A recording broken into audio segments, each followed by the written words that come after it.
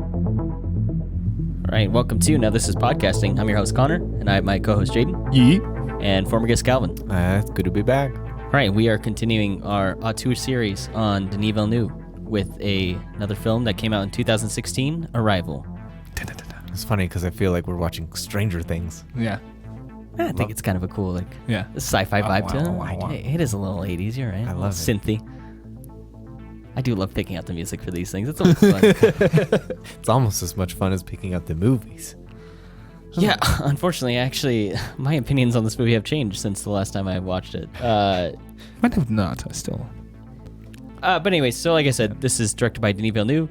It had a budget of $47 million, and it had a box office of $203 million, this is, at least so far in his filmography of English-speaking films, this is his most lucrative.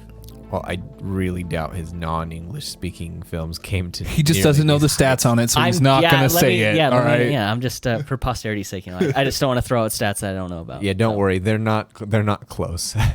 So a big thing about this film is it's based off of a Ted Chiang short story called "Story of Your Life," and he is probably my favorite author. I think I put Calvin onto him. I made him read the short story too. Story of Your Life is like one of my all-time favorite short stories. It's just one of my favorite stories in general.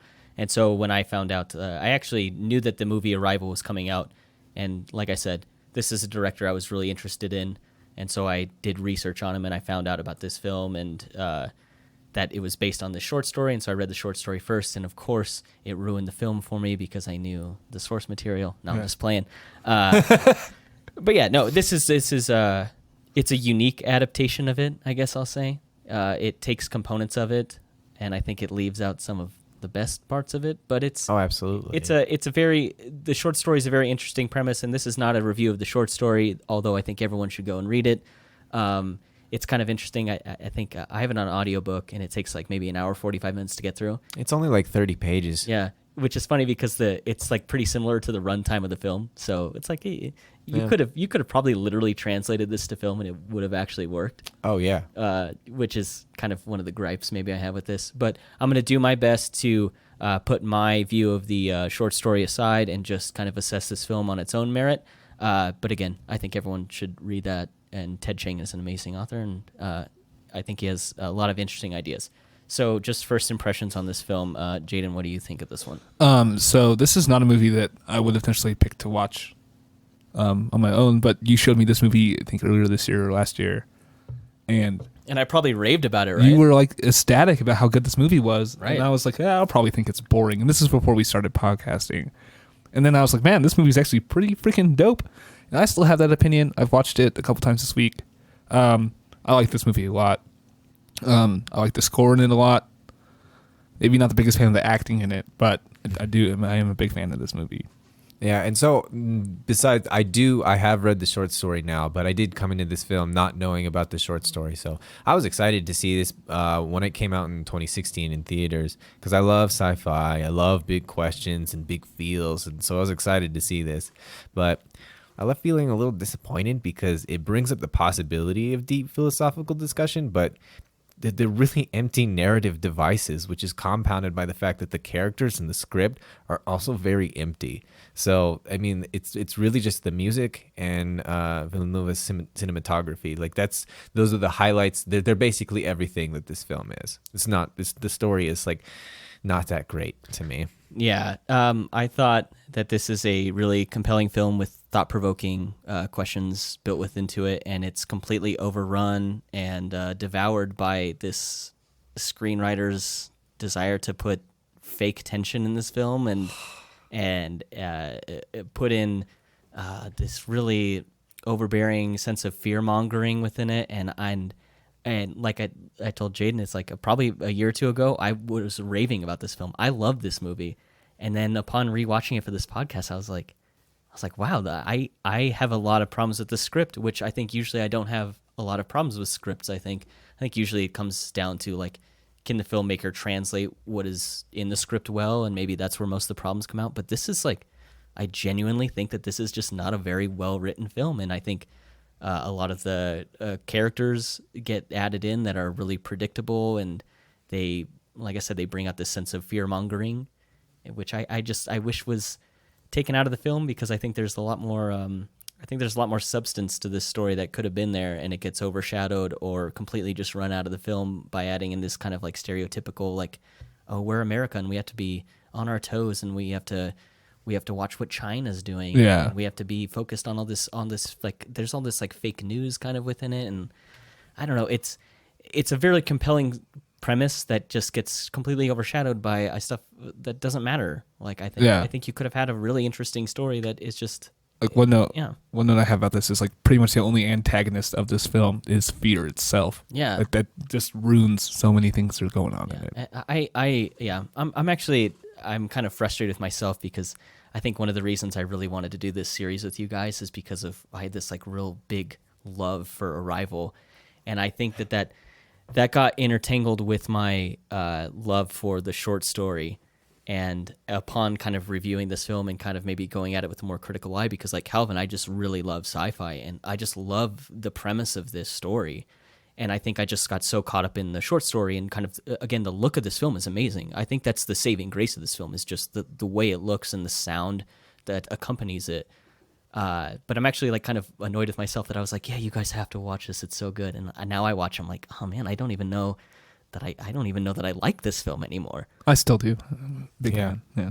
I think you can see that. Like, Denis actually talks about how he was not, due to his scheduling, he couldn't actually work with the scriptwriter on adapting the script. It is pretty much just the scriptwriter. All of the lines and the dialogue are from the script, and he wasn't able to create the characters like he normally does. Like, right. I mean, the characters are crazy to me to think about, like in when we compare everything else that he made, going back all the way even to Polytechnique and Incendies. Like, Enemy is amazing, Prisoners is amazing, even Sicario isn't amazing, but its characters are absolutely real. They feel so much. But like, yeah, even in our review of Sicario, we talked about how Benicio del Toro even kind of went out of his way to kind of discuss and change the character, and Denis Villeneuve and him worked on making that character fit the film better. I don't think any of the characters really make sense in this film at all. No, especially Jeremy Renner. Yeah. Honestly, I feel like it would have been better if they had like real people carrying around cardboard cutouts. You know, like, because then we would know that they're fake. Like, or if they were like like making like it was like a baking show. Like, they're making like science fiction character cookies. Like, oh, now we're gonna start with a slab of styrofoam and then just slather that with whatever the fuck hydrogenated oil is. It smells like plastic, so it's perfect. Yeah, it's just like completely manufactured. Yeah, it is unfortunate, because I think, especially, I've talked about how I think Denis Villeneuve, especially when he does like a genre film, he seems to elevate that above what it really is. Like, whatever the source material, the script, he seems to elevate it above that.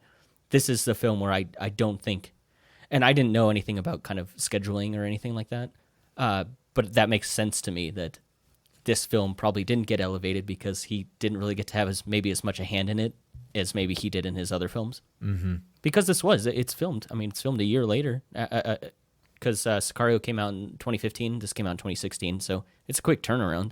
Yeah, exactly. But yeah, and so I would say that it's not so much that he elevates something like from its source material. What he does is he knows exactly what he's going for. He knows what the point is of whatever he's making, and makes everything about that point. He doesn't bog everything down with unnecessary symbols that may or may not work, or themes that may or may not fit in. He strips everything down to its bare necessity, and that's why Sicario works as well as it does. Is because is that a Baloo reference you just had just then? The bare necessities, dude. I mean, when you're so deep in film, like, all of it just like springs from the collective unconscious, and I don't even know. Sometimes you like to bring Carl Jung into it. Sometimes you like to bring in other like kind of psychological factors. But today you chose to bring Baloo into this. And that's how the collective unconscious works, man. I thought Baloo is the cat. No, he's the bear. No, that's not Gira. That's Bagheera. Bagheera, yeah, okay. Oh my god, I haven't seen the movie in a long time. You didn't watch the live? I will not. Sorry to derail you. I just couldn't help it. Yeah. Anytime Baloo can end up in the podcast, I'm a big fan of that. He's a dope bear, dude. Yeah. I mean, I would hang out with him. But yeah, that's basically all I had to say. Bare necessities. Yeah. So then, do we want to get into some of the characters? I want to super quick on that. Yeah, I just want to brush over like why all of them are terrible. I mostly want to get into Ian, Jeremy Renner's character, about how Okay, we can start with him. How his entire character is just based off of his affection for freaking Amy Adams' character. That's all he is. That's all he does. Like, he's supposed to be this like top level scientist. I don't see him do one thing of science in the whole movie. He does some math. That's it. Yeah, that's not true. He does do. He literally, like, I know game theory. Like, literally, like, I love how, like, we'd been talking about game theory in other episodes, and we're like, yeah, we'll get to Arrival. We'll have like a little discussion about game theory, and like, this is a film that basically just ignores like when all of the screens are black, like, oh, we all got to keep our secrets to ourselves, because like, no, that's not how game theory works. It's all about sharing information, and like for him to be like, oh, it's game theory, you know, we exchange data, like that's the whole point. Like, it's just a narrative thing. It frustrates me so much. It's sort of like saying something smart, hoping that the audience doesn't actually know what it means. Yeah. It's literally That's like his whole character. Yeah. It's Jeff Goldblum in Jurassic Park. Chaos theory, like chaos theory, like that's literally like let's just get Hawkeye in this movie so people will see it. Yeah, and then like the only other thing he offers is like he's like, yeah, I analyzed all of the cloud of symbols, and it's 0.0833 repeating, and what is that? 1/12. So yeah, he does fractions. Oh my goodness. Yeah, and then he takes that next step and like, yeah, numerology, because that's what physicists do. We're all about numerology and like like symbols like that. Do you even math, bro? Yeah, like I wrote that. Just his whole thing about like his whole character is based off his future relationship with Amy Adams' character. Like, fucking keep forgetting her name right now, but Louise. Yeah, Louise. Yeah, who's it's like immediately like his first line in the movie is repeating something that she had written down. I thought that was odd that that's how he's introduced. Yeah, because he says that and he's like, "Well, you're wrong." Yeah, and I was like, why are they gonna build fake tension between these characters? Like, so they have them like quote unquote start at odds. Yeah, because it's like, I'm science guy, and she's like, well, I'm like language girl, and I would have said lady, but yeah, whatever, science or language lady. Yeah, but I think it's odd that they kind of have him start at odds. It's like, why? Like, and they also make reason him for it. Yeah, and they also make him sound like an idiot. Like, oh, science is the bedrock of any civilization. Like, what kind of dumbass? I don't know. That is not. Language is the only way we communicate with anything. Yeah. Science was actually a revolution in the 1500s when you get into empiricism and like the idea of, and then like with John Locke, and then with later on with David Hume, like and Galileo especially, those ideas are much later in terms of like where we see their interpretation of the world now. Like before, it was all rationalism. If we can conceive of things, like they must be real. That was how we grappled with the world, and that's also why language played a much bigger part of how we developed, because it's all about semantics and rationalism. I think the way he's describing is like maybe the bedrock of the way we view the universe now is built on science, but like to be like that's not the bedrock. The bedrock is how he's a cornerstone of civilization. Did he say? Yeah, that's what he said. Yeah, like as a general premise, it's not even true. Like either way, like, you're still right. Yeah, it doesn't make any sense. No, it doesn't. That's not how we started. It's not how we evolved. We didn't evolve with an innate knowledge of science. So it's a weird line. I did learn one like good thing from him. And that's at the end when he's talking to Louise, and he's all like, he says, you know, the most impressive thing about this whole thing was not meeting them; it was meeting you. And I was like, man, if I'm ever like backstage at a concert and there's like a good-looking girl there, I will use that. And boom. So I got something from him. And I love how that's a great pickup line. You're so right. Yeah. And I love how out of left field that was. There is no chemistry between them at any point in the film. There's no chemistry between them, but his whole character is just based off like him just like puppy dogging around her. Like he's just being dragged along through her. Like when she says like it comes down between just us two, I was like, why? What has he even done this whole time? Yeah, exactly. Besides the fact that the film keeps talking about how she's the brains behind everyone, she's the big thing. Like the myth building around the character of Louise is frustrating to me. She's just so smart. I want to say something about her that I find so frustrating is I don't understand how Amy Adams is somehow a more compelling character in Batman v Superman, where she's a side character. Okay, Lois Lane is not a side character. Okay, I'm just kidding. She is. She's overplayed in the Superman. I mean, she's an archetype. But I'm saying she's a secondary character in a movie about two guys punching each other, and she's somehow more compelling in that than she is as the lead of a film that actually could have had really thought-provoking questions in it and emotions. It could have reflected on how do we as human beings treat our interaction with the new species, because we have a pretty crappy track record of encountering new societies. So it would have been a really cool way to kind of reflect on ourselves as humanity and how are we going to deal with the situation moving forward. And she is somehow the most boring character in a film about her. Yeah. And I don't understand, because Amy Adams is not a bad actress. No, not How at is all. she so bad in this? Oh, she's great in The Office. Yeah, and well, honestly, as the purse saleswoman,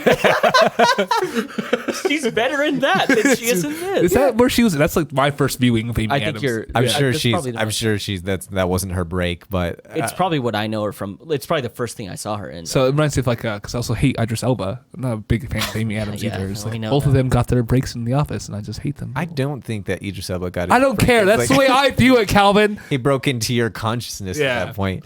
But yeah, like, He was like, I know how women feel about me. but yeah, like I Fuck think you. the reason. But I think the reason like she feels so uncompelling is like the conventions, like the situations that she's placed in order to convey her knowledge are so contrived. Like when he comes when Forrest Whitaker first comes to recruit her, and she tells him what the process is going to be. It's going to be long.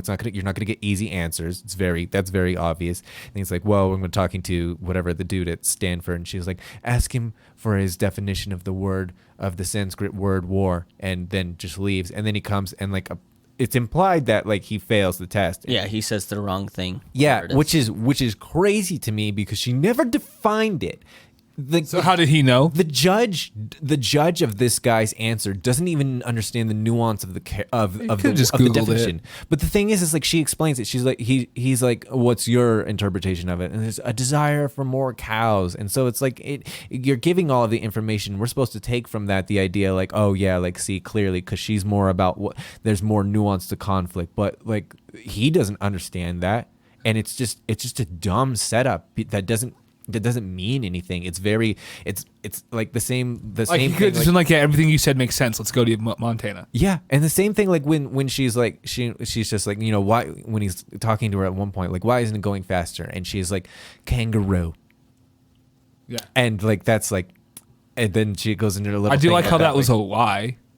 yeah, like That but- part was cool. yeah, but it's also like good, just like it felt like.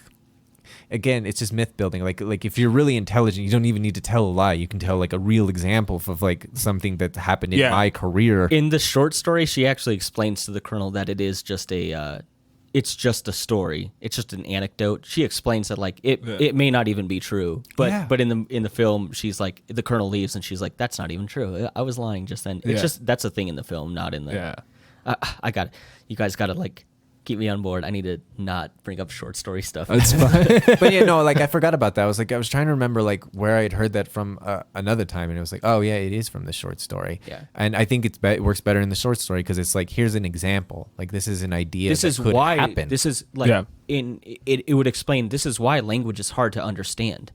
And the colonel should be aware of why this task they're undertaking of trying to decode and communicate and decipher the alien language is important and why it's difficult. And they completely I think they gloss over that too much. It's like the colonel's just like, why these are child vocabulary words. Why are we doing this? She's like, we have to build a foundation. I think they need more of those scenes to be like, this is difficult. Like this is going to take us some time. I think the whole actual language development doesn't take enough time. Yeah. And Louise understanding the written language that the heptapods have is really important. And I think they just kind of gloss over it way too much. Yeah, it happens very quickly. But also, we'll get to some more characters before I. okay, I say go the off colonel. on this. The colonel might be my favorite character. Yeah, Colonel Weber. I actually. I'm usually not even a Forrest Whitaker like fan. But I thought I hate him in Star Wars.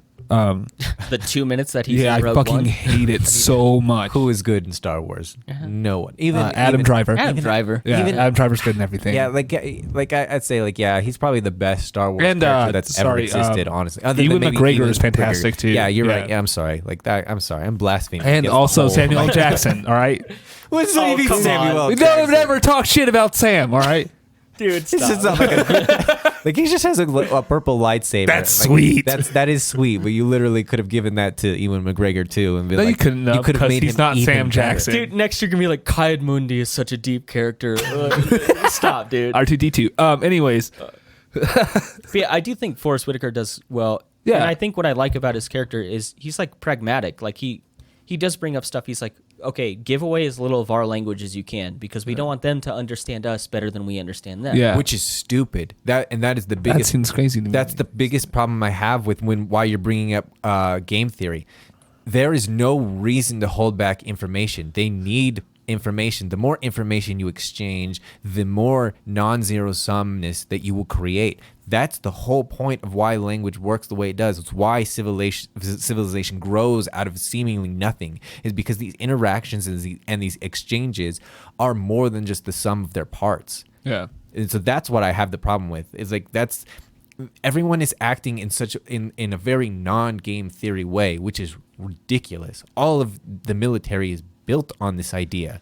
So Right. the fact that no one understands that and they're like, oh yeah, we can't talk to everybody, like we got to keep our information to ourselves. Like it's confusing. I just think his setup makes sense. He's more concerned with the safety of his nation than he is on however easy or practical he can make things for Louise and Ian. So he's like, well, he puts parameters on what they can do, and I think that makes sense for his character. That's why I think I agree with Jaden. I think he's actually one of the good characters in this because his motivations actually make sense. Like, and he delivers this line when he says, I have to sell this to a room full of men. Like, whoever, want to get this taken care of. Whatever. I was like, that's great because that gives you understand, where his perspective as a character is coming from. Like, not that he doesn't, want to help Louise figure out how to do this. It's just like, I have to make sure that we don't blow this shit up. Yeah, he's like, this has to make sense, and it makes it seem like there's a fair amount of pressure on him. Yeah, and yeah, so I actually agree. And I think he's an actual character in this, where no one else is everyone else is like a caricature or someone who's acting badly. Yeah, Yeah. The only thing I have to say real quick is, this movie makes me want to turn off the subtitles just because it says "Colonel" so much. And every time I see that word written, I want to blow my fucking brains out, dude. Why is it like that? It confuses my brain every time I I'm see like, colonel. Every time I see colonel, I'm like, no. Yeah. That's funny. But yeah, Literally turned off the subtitles because of it. that's so funny. But yeah, I see what you're saying there, but he still acts like all of his things. Like he's so swayed so quickly by her answer that it just doesn't make any sense. Yeah, it does. He's like when she we need to ask, why are they here on Earth? And she literally breaks down a simple language, which I have a hard time understanding. Someone at that high level of military has never undergone the process of acquiring a language this is so easy. Like, you can use common sense to get here. And she breaks down what all of the implications of a sentence of this kind of semantics would mean. And he's like, oh, okay, I understand now. Like, what? I mean, you didn't need that. I think that's bad. That's a bad script. Yeah, that's the same thing. He's like, why would you have to write it down and teach them to read and talk or whatever? Yeah, And I like his mannerisms, but his character is still terrible. Okay, well, I see what you mean. I tend to think he's fine because his motivation. It might just be that he's better than the other ones, so I think you think so. that he's good. He's better by proxy. It's like the cheerleader effect or whatever. Oh yeah. Like Explain what that means. So you can have a group full of unattractive people, but because there's a group, you're gonna find out and point the hottest, the most attractive one, and okay, they're attractive now because they're next to a bunch of other people who are not. But also, they're not attractive; they're just more attractive. I've never heard that. I don't know if that's like a hard science theory though. No, that's more of just That seems you surround. That's a yourself bar with, theory. Yeah, you surround yourself with sixes and you look like a nine. That's why I don't like going out with Anthony because he gets all the ladies. There we go. That seems like armchair psychology. That's why I like to go out with Brandon. It makes sense. Yeah, but it's right there with poor this. Brandon. He is an ugly man. He's not going to listen to it. It's fine.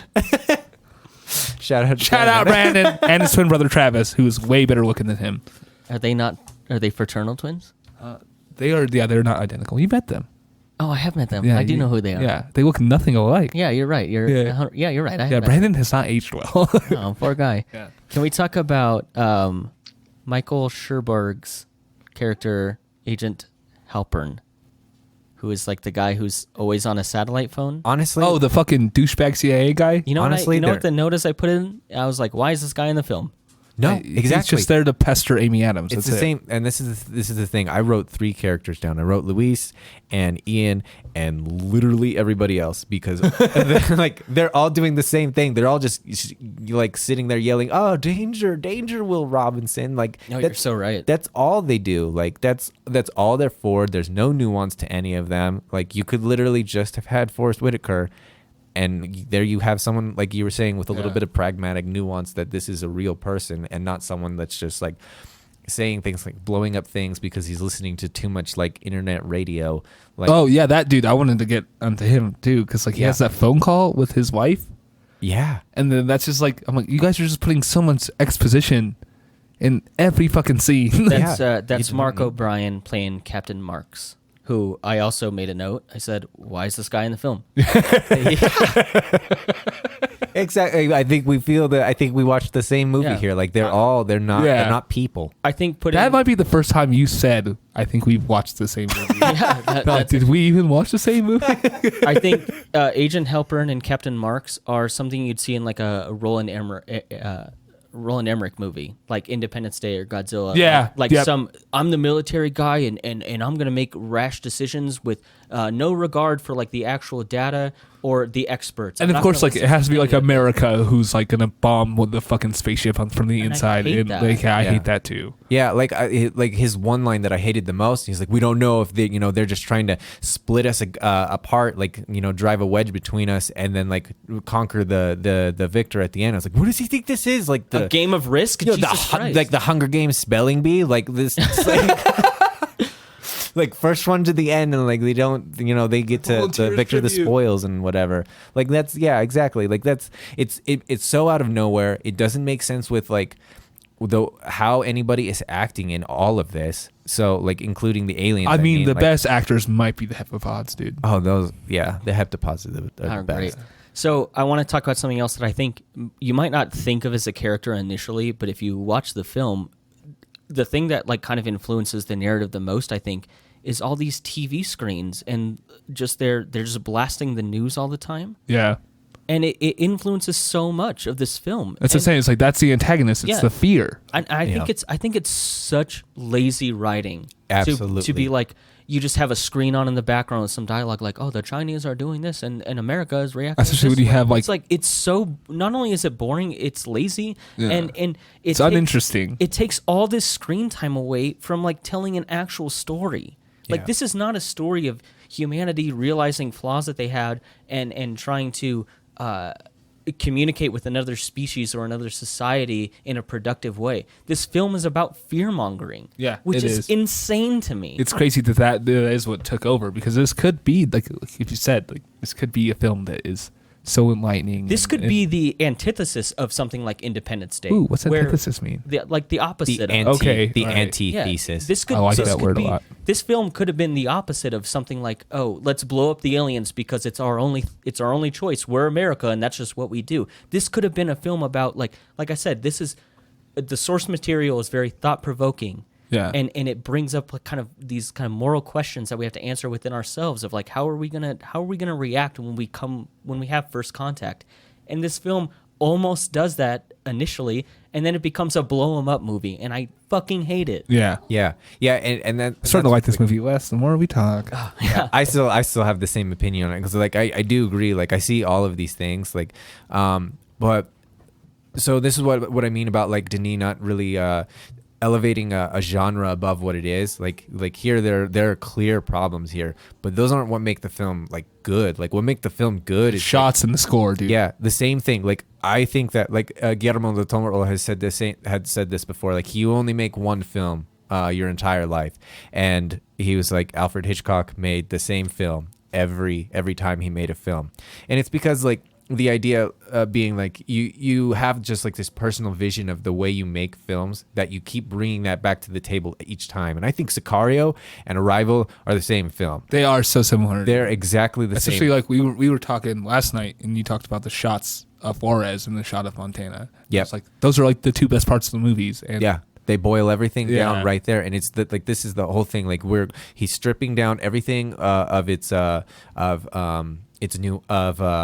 it's symbolic reference. There's nothing about like, this is the one thing, the problem I have with him is that his films aren't very deep, but he's really good at getting just what you need in a film to make a really compelling story. Like the smoothness of all of the ships, they're not menacing. They're very interesting. They're unintuitive. The way they leave is fantastic. Yep. And Are we, when you talk about the aerial shots comparing to Sicario, are you talking about the initial shot of the alien spacecraft in Montana? Yes. Well, yeah, when they're flying in on the helicopter. Okay.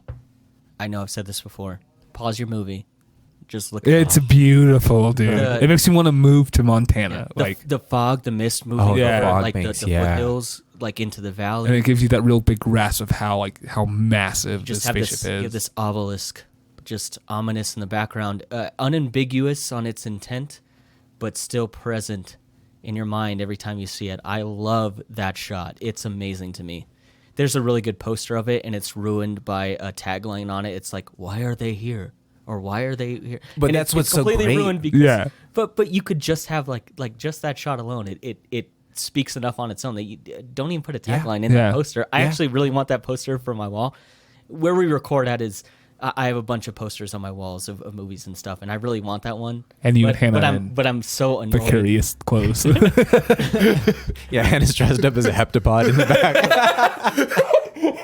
But I just love that shot so much. I think it's amazing. Yeah. And it does. And this, while I've complained about this film a lot already, it to me it's redeemed to a certain point by its visuals and its sound. Yeah. Yeah. Oh, yeah. And I mean, so and like why like I have a problem like with like having that question there. It's embedded within the shot. The idea is like, why are we here? We're seeing like we sweep across the valley and we look at this is her new office. This is the what everything is going to be, and it's at the base of this giant spaceship that makes no sense. And then we just get Johan Johansson is the composer here. He did Sicario. Fucking does fantastic. And he works a lot in holy minimalism, and we've mentioned before on Interstellar that Oliver Pert is one of the forefathers of holy minimalism, and it's this idea of like, it's very unassuming until it blasts some very high notes, and you have those horns as we're flying down. It's just like that's the one thing that I think that's the major thing that separates films made now and more in like the 70s and 80s is the sound design is very much intended to take advantage of the advances of stereo systems that we have now, and they're meant to be a physical presence, and that's why I love get seeing here. movies in Dolby theaters. Yeah, Like, exactly. I love it. Yeah. Even like when we were watching The Green Knight and that one that dude wouldn't speaker. shut up. No, well, yeah, that. but the speaker was blown. Yeah, the speaker that actually rattled, like that was like that's it's meant to be more than just like a bit and piece, and it's all about conveying this sense of ominousness and mysteriousness, but like it's more wariness. Like that's the problem that I think that like we have with all of the way the characters are acting is because it's there's no threat posed by the shape of the ship. It's just a question. The tone of the way it's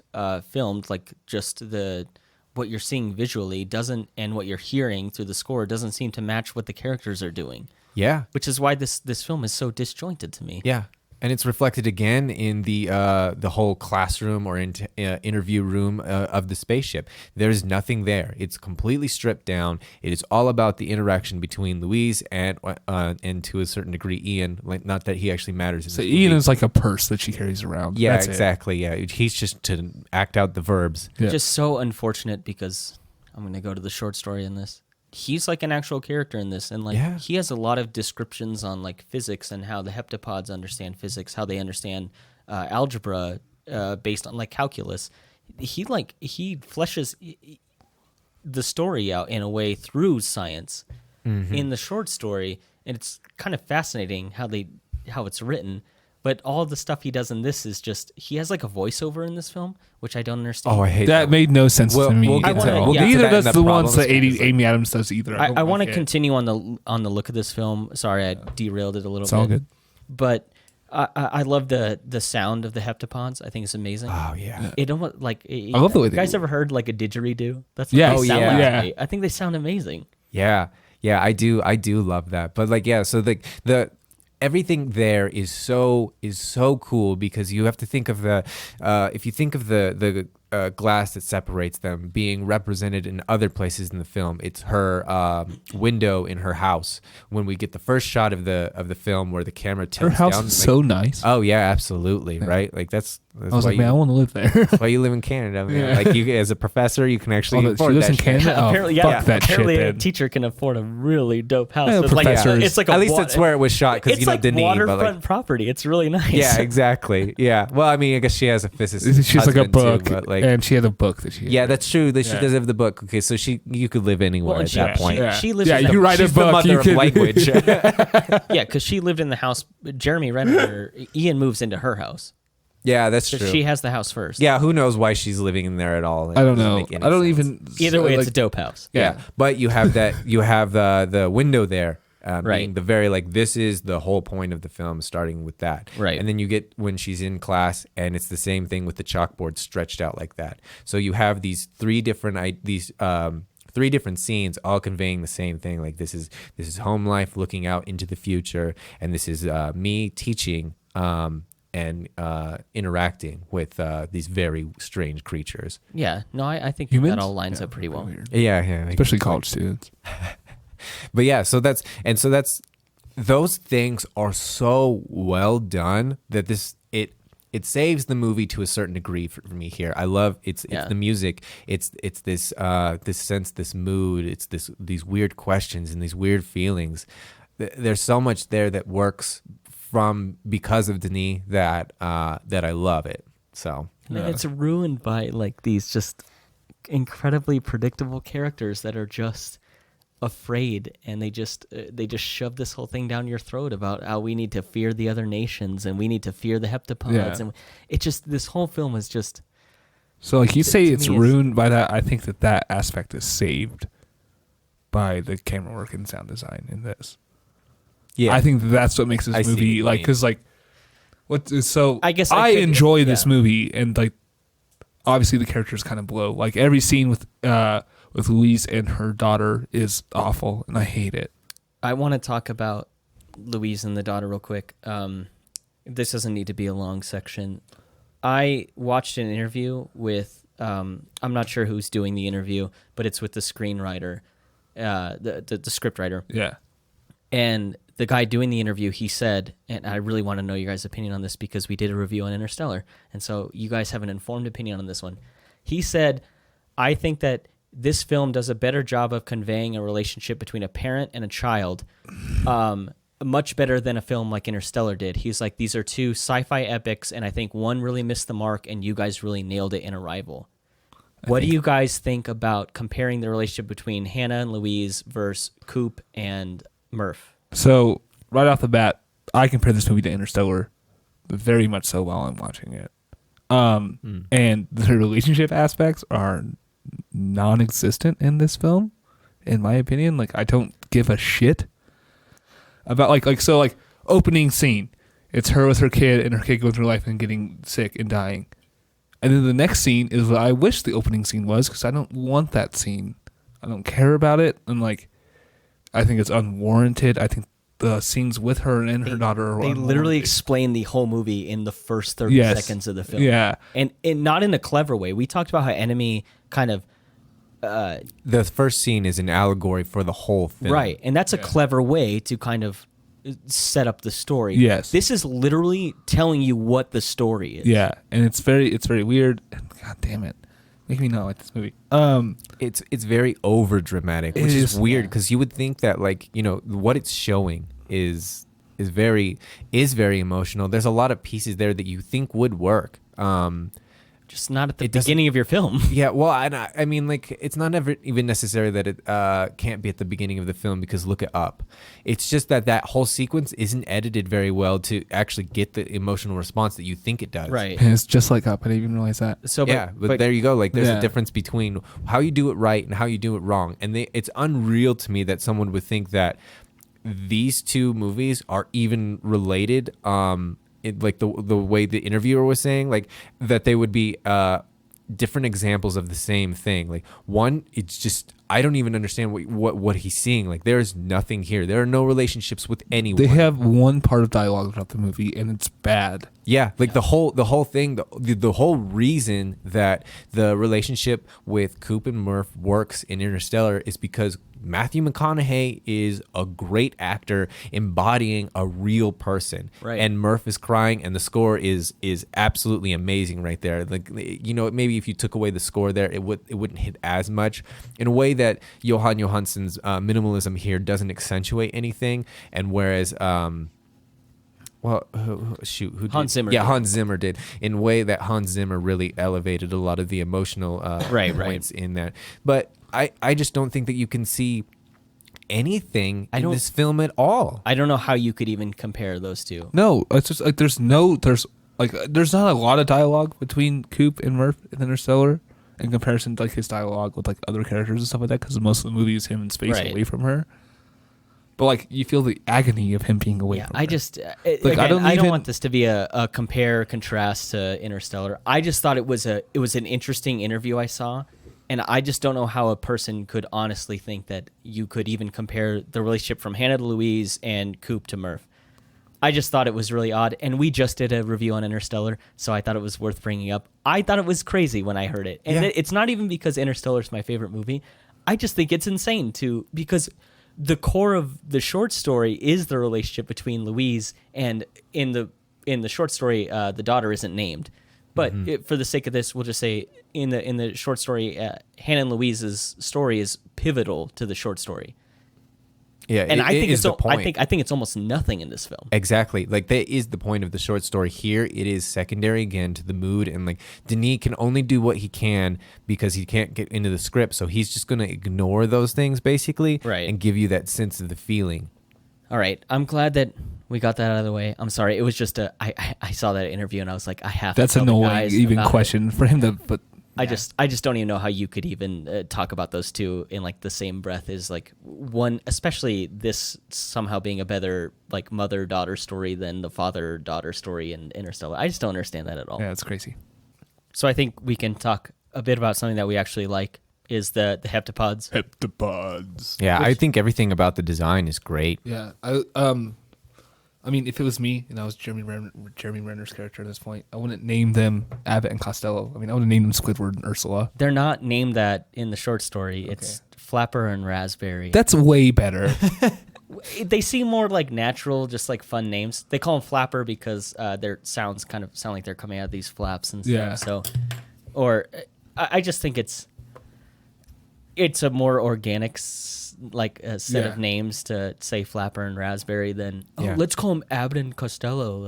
I would call them Squidward and Ursula. Let's call them Dumb and Dumber. You know, let's any combinations of let's call them Thelma and Louise. Like it's silly to me that that's what they landed on. Yeah. I don't. Well, I mean, I don't know. Like scientists are, notoriously bad for naming things. So the fact that both of those seem that way is scientists came up with spaghettification, and that's a rad word. That is a very rad word. Yeah, I mean, it's not like all of them are bad at it, but most of them are bad at it. I think the language is really cool. It all being like in a circle. The written language. Yeah, the written language is really neat. So they describe it as you need to know the beginning and the end of it before you write it, because it's like kind of this recursive nature within like the symbol itself. Yeah, it's a bootstrap. Cool. Like knowing that's a paradox in time travel. Like you're pulling yourself up by the bootstraps because the future is contingent on the past, but at the same time the past is contingent on the future. So if they're happening, congruently, then how does that really work? And that's what the language is opening up, the possibility. And I think that's cool. That's like one of the few times this movie tries to take the whole kind of living in all of time at once. That's like the first time it tries to really drive that home. I just wish they spent more time on like kind of that buildup of the language and kind of as Louise understands it. I know that as the film progresses, they have more of these like flash forwards. I just don't think it's like built on enough, and I don't think you really understand the basis of it. It's like she sees the language, and then all of a sudden she's kind of starting to move forward. I think it would have been cooler if they had more comprehension scenes to Yeah. kind of build on how she's now moving forward in Yeah. time. Yeah, my It's- dad actually like he when we were watching this together, he said, this isn't really my type of movie, but like I was really engaged in all of this until you get to the standoff scene with all of the guns. Like this, Right. Like it's so unnecessary. It's dumb. Like everything else about the language acquisition was working well to the point where it was entertaining. Yeah. Which So- is interesting because that's almost entirely the basis of the short story. Which I again, I think that it's a short enough story that it could have just been translated to film and it would have worked just fine. And it's so interesting as a short story. I think it would have been so interesting as a film. But they decide to be like, let's have a bunch of newsreels to pop in. Let's have a bunch of people afraid and posturing, like military and political posturing. And it overruns this film. Yep. When you could have had a really cool story with like human beings interacting with extraterrestrials, which should have been the point of this film. Yeah. Sweet. One thing about the heptapods is their atmosphere, which I think is very cool. Yeah. It almost seems liquidy. So that it's cool that you bring that up. When Louise, towards the end of the film, the heptapods kind of pull away and they send her like a little pod. Yeah. And she enters their atmosphere and she's in it. And I actually really love that scene because it does. It feels like there's the like pod gets casted to the ship. Yeah, but it's like. Thank you for that. That's a great joke. But she enters the atmosphere, and you're right. It's like it's liquid. It's like there's a sense of buoyancy. Very to it. very heavy atmosphere. Because like you see her hair waving and everything, and it looks like someone who's underwater. And I love that idea. It also doesn't make sense because they make a point to say that they have different atmospheres, and that's why they have a problem pumping air out. She's or like pumping not atmosphere. dead when she goes in there. So I guess in the script, she was supposed to have some kind of breathing apparatus on. Yeah. And Denis Villeneuve was like, stylistically, that doesn't like look very good. It would look like, again, Amy Adams when she enters the atmosphere of the Kryptonian ship in Man of Steel. It would have been like the same difference. So I wonder if he thought about that. And he was like, Amy Adams literally already did this where she entered an alien's atmosphere and had to have like an apparatus on. Yeah. And he was like, I don't want to do that again with literally Amy Adams Yeah. again. So I think that's like a stylistic choice that took place, but it doesn't make sense because they even point out that the atmospheres are different. So, I mean, it's whatever. It's still a neat looking scene. Yeah. And I love that the one heptapod said that the other one is in a Death process. death process. I love that. That's such a neat way to say that someone is dead or Yeah. dying, whatever it is. I just love that phrasing. Yeah, That's, it was cool. that's the one really, really clever line that this screenwriter came up with. I love that Yeah. he says death process. Yeah. And it was mostly exactly. just because I feel like the whole time that he's communicating with Louise there is like he's not saying complete sentences or using the correct adjectives and stuff. And like I think it was just kind of like, oh, he doesn't understand what dying means. It's just a death process. Yeah. I do also, like- I do think it was cool. Yeah. I do love too the reveal there that what we had seen all up until that point was it was basically a knuckle. It was their waist. Like once Yeah. we actually get to see the whole thing, they don't make again. They're modeled very similarly as the shape of the ship. They're this long, really unintuitively put together body, like where Right. the fulcrum of the waist doesn't make sense with the mass above it. Yeah. Oh, you're so right. One thing that's really neat about that is Denis Villeneuve said for kind of like the character design of those characters is he wanted it to invoke the sense of awe, like swimming next to a whale, like something that is just.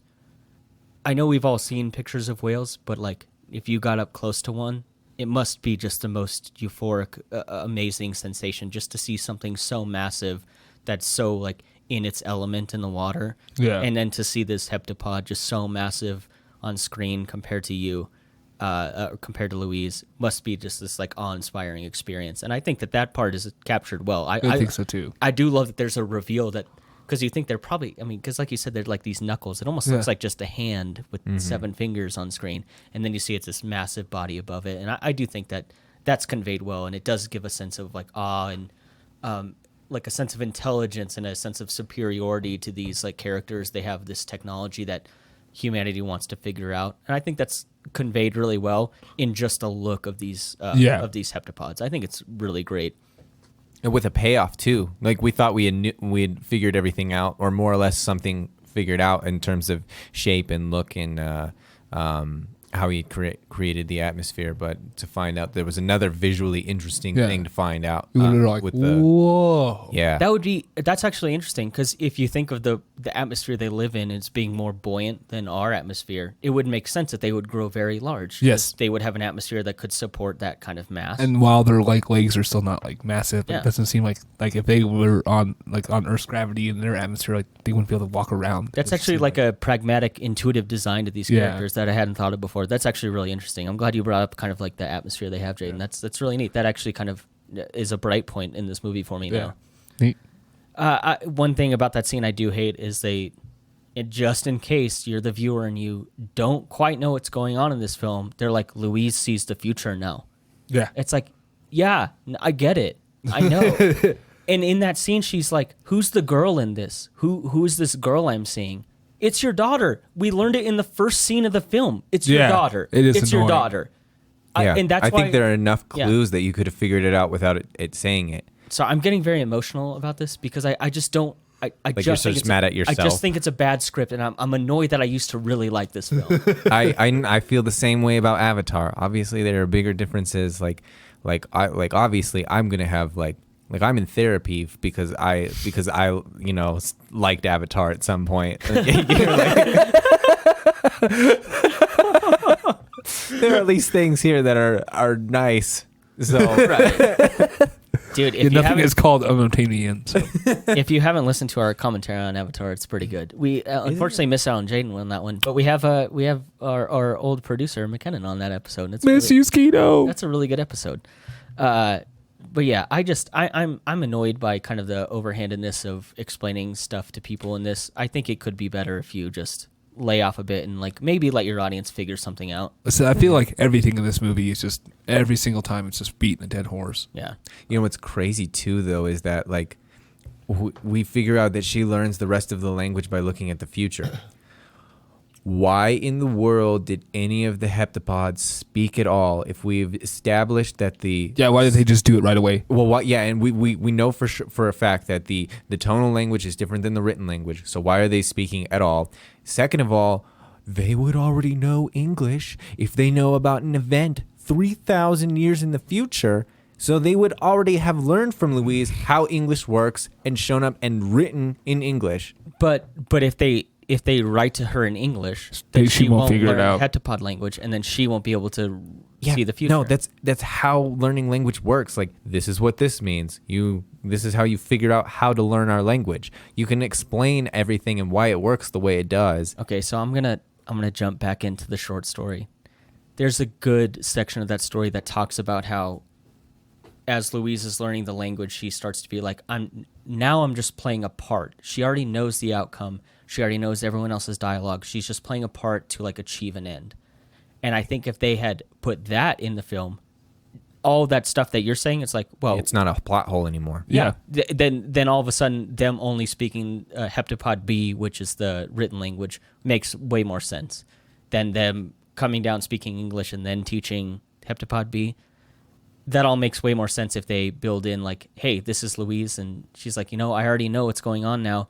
I'm playing a character, and she even says in the short story scene, it's like the colonel is saying exactly what he needs to say exactly on beat. Like, everyone's playing a part. She's just the only one who realizes they're playing a part because she's the only one who has seen this event already play out. Why didn't they put that in the movie? That makes this movie so much more intriguing. Yeah, it does. Yeah, it also like you said, like it. I mean, maybe they thought like maybe that's the problem with like the hubris of. I mean, maybe I'm taking the words of the interviewer away from and construing them with the words of the scriptwriter. But I think that he thought that he wrote something clever and emotional and with emotional depth, and he felt like if I added something like that, then it becomes too science-y, and it takes away from the feeling of the film. And I think that is a misstep. I already don't think that you've accomplished what you wanted to. At least make your film make a little more sense story-wise. We've been dogging on this scriptwriter. His name is Eric Heiserer. And people deserve to know his name because I don't know other stuff he's done, but this is a bad one. Yeah, well, I mean, the last thing I will say, too, is like this film is about big questions in small answers. When like That's a really poetic, dude. You have such a good way of putting things. I love that. that's why I write all of this shit out, because it's not how like sometimes that's like what it is in my head. Sometimes it's just not what comes out of my mouth all the time. So, but I think like the thing is like when you show her daughter dying and the fact that she gets divorced, like both of those things are unnecessary. They do not mean anything to the narrative. They don't create anything. So if you pull them away, then we're not left with these really big moral implication of her decision of like because again we're not addressing the fact that she's just playing a part. You know, she has just made a decision, and we're not talking about the moral ethics. It's just like it just happened. You know whatever. So to lead with something like that, like it's just. You have all of these philosophical ideas like to explore, but the film doesn't really care about them. They're just plot devices to fabricate emotional depth through her future memories. Like again, we could just get rid of like some of them and just have like her playing with her daughter. That's that's fine. There's nothing wrong with that. Like it doesn't bring up bigger questions like that. Or they're there to solve like apparent problems, like with the use of game theory or the numerology of it being 1/12. Like it's bringing in like cool ideas that are sciencey to sound like there's depth here. That's like, well, look how smart we are, but it's very, very empty. I will say I have criticized the script a lot. I do think it's clever that they Louise gets the satellite phone and calls the general in China.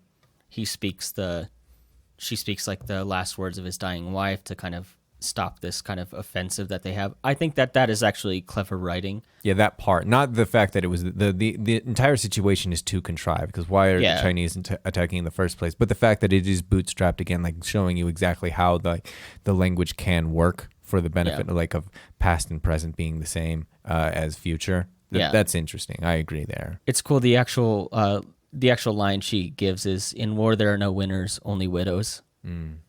Which is really funny because if you watch the film, even if you, the subtitle is taken out during that part.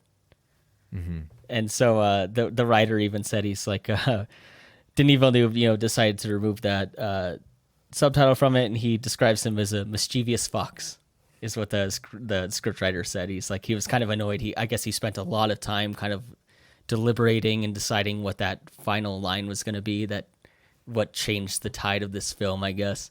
And then the subtitle is taken out of the film, which I think is actually kind of another clever way. It kind of gives a little air of mystery to like what was actually said. You'd have to actually look into it if you wanted to know. I don't think it's great, but like, it leaves a little bit of mystery to it, which I think is fine. Yeah, I would have included it because I actually think that's a great line. I think it in. Yeah, exactly, because it's also like everyone has been acting in non-zero sum ways the whole time. Like the whole idea of non-zero sum is that like it's not how to wage war better. It's the idea of waging peace. Like everyone benefits from the idea if we just assume that we can trust each other and work towards mutually beneficial goals. So that quote really does embody everything that the film kind of implied. Like if you just work together with everybody, everyone prospers. I also think there's like an emotional element to all the fear that's going on in this film. Like everyone fears what the aliens are going to do. Everyone fears what other nations are going to do. And then to have the emotion swing in the other way to something of like a bit of sadness, like let's like really have perspective. War only makes, it doesn't win. It only makes widows. I think that sways the emotion in the other way. I think it would have actually given more clarity and like a sense of completion to this film. Yeah. Yep. So actually, now that I'm saying it more, I kind of think it's annoying that it's not included. Yeah. Like the theatrical cut. Yeah. The one thing that would have tied this film together is not included. It's like the one thing like that I can really fault Denis here for, Like I don't know how much creative control he had over the whole editing sequence of all of the newscasts and everything. Like if he did, I would have, I would have cut those for sure. Like he can work in some films, but it's like here, it's like the point is not like this critique of it. It's literally just a device to create tension and conflict. So yeah, I agree. Like there's a lot more with adding that line. I have one more fun fact, and then we'll get to our final thoughts. This is the only film nominated for Best Picture that year in 2016 that had no actors nominated for Best Actor or Actress, which makes total sense to me. Absolutely. Because these characters are deadpan. They mean nothing when they're on screen to me. Yeah.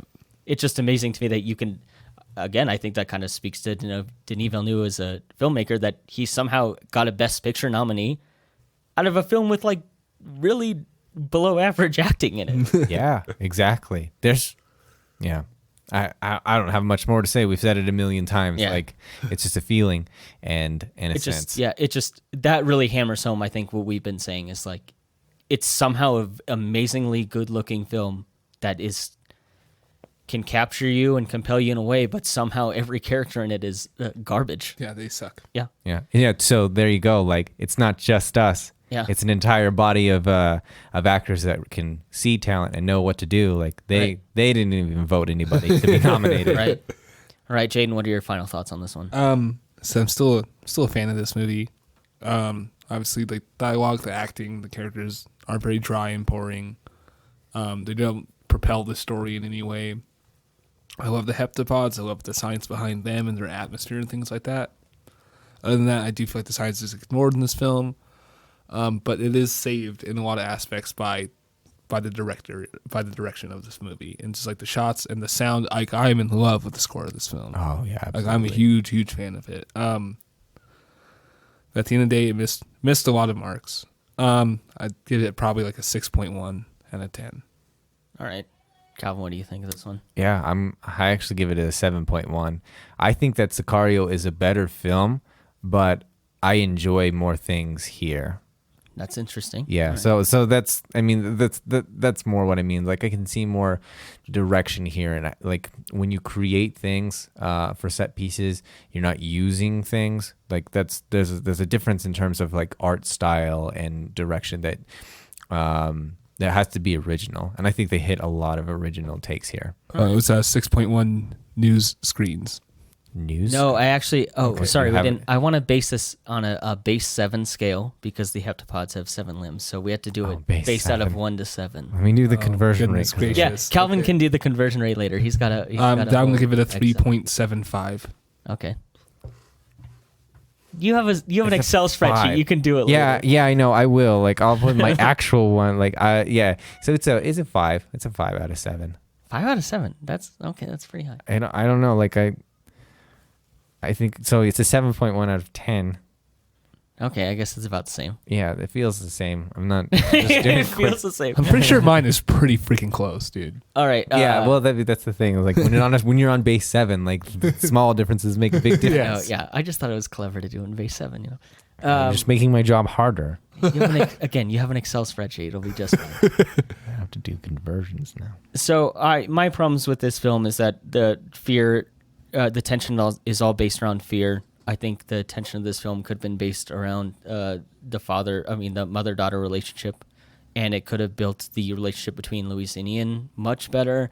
I think it's shocking to me that a film that is about a linguist lacks communication so much.